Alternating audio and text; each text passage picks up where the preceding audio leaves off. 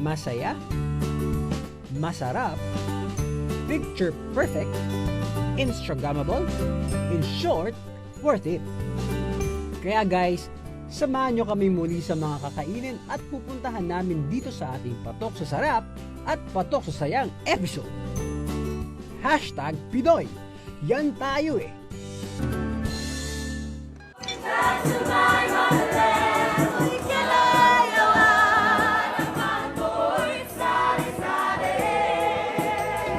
Oh, nasa na naman ako ngayon? Wait, feels familiar? Ganto din sa probinsya noon eh. Kanta-kanta pa. Kandila pa. Pinoy na Pinoy ah. Mabuhay! Ako po si Vanessa Sanchanes. Ito ang Singing Cooks and Waiters, #Pinoy.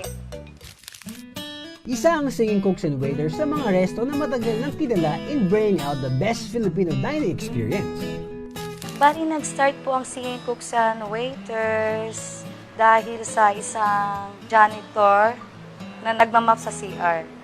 Kasi narinig po siya ng may na si Sir Rod Opauco po. Bigla na lang pong pumasok sa isip niya bakit hindi siya magtayo ng, yun nga po. Nung una po yung janitor, then may luluto rin po kumakanta, kaya then yun na, may nag-audition na ng mga waiter, waitresses na kumakanta din.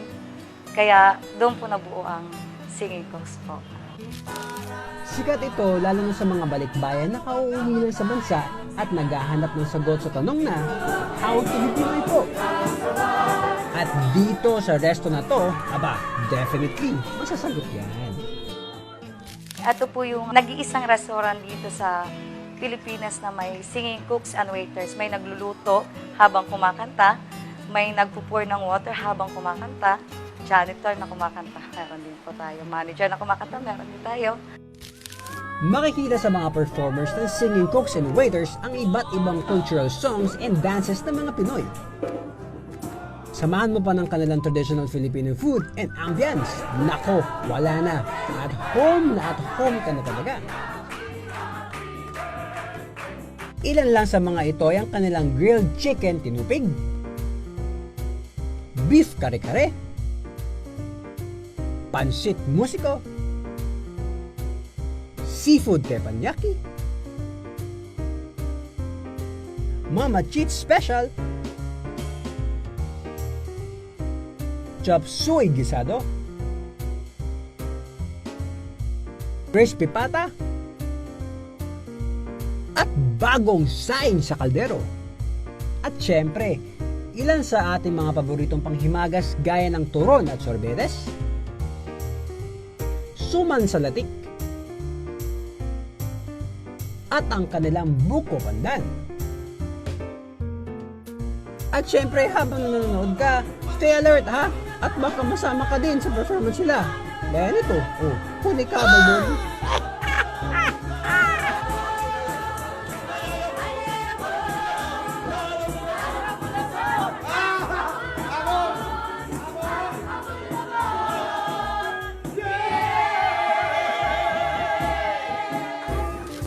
Tuwang-tuwa sila, lalo na po yung ibang Pilipino na matagal nang naninirahan sa ibang bansa na napakaganda at meron pang ganitong concept dito sa Pilipinas. Hindi pa rin nawawala ang kultura nating mga Pilipino.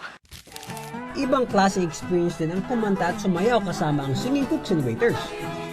Ibang klase experience din naman na mapanood ang mga ito habang kumakain ng mga pagkain kinalakihan natin. Sa tagal ng restong ito, nakakatuwang isipin na hanggang ngayon ay nandito pa rin sila para bigyan tayo ng kasiyahan, kagalakan at ng isang quick recap sa ating identity bilang Pilipino. Ako si John Manuel at kami ay...